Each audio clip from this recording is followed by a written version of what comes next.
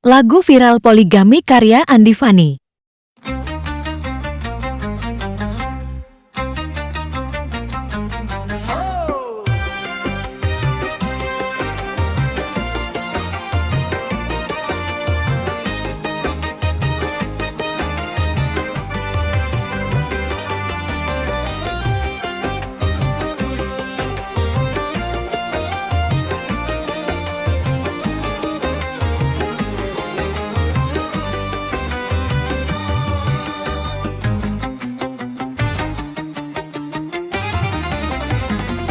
Di malam sunyi ku termenung sendiri,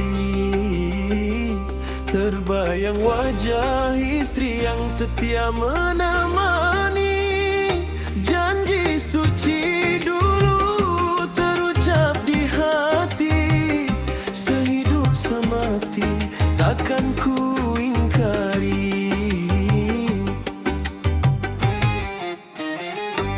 Namun kini badai datang menggoda, harta dan rupa membutakan mata.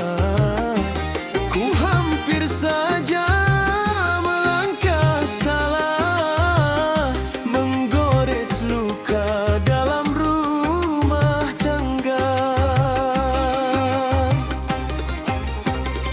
Berpoligami bukan suatu kebanggaan, bila hanya ikut nafsu dan keinginan. Jangan jadikan cinta sebagai permainan, karena setia itu lebih mulia dari pujian.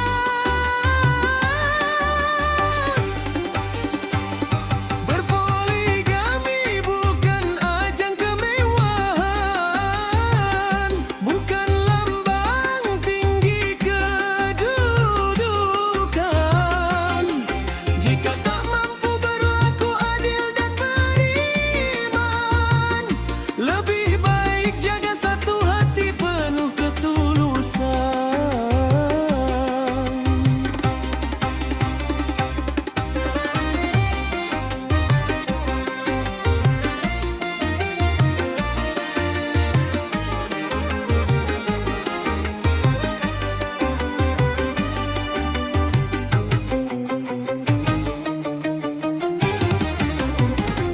Air mata istri jangan kau sia-siakan,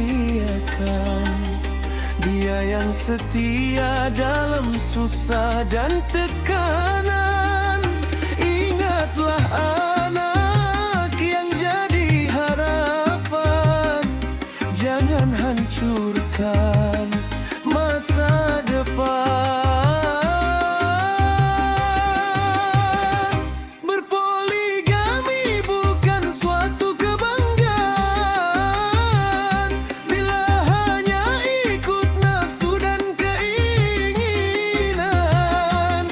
Setia itu mahkota hidupan, rumah tangga damai itulah kemenangan. Sadarlah wahai insan beriman,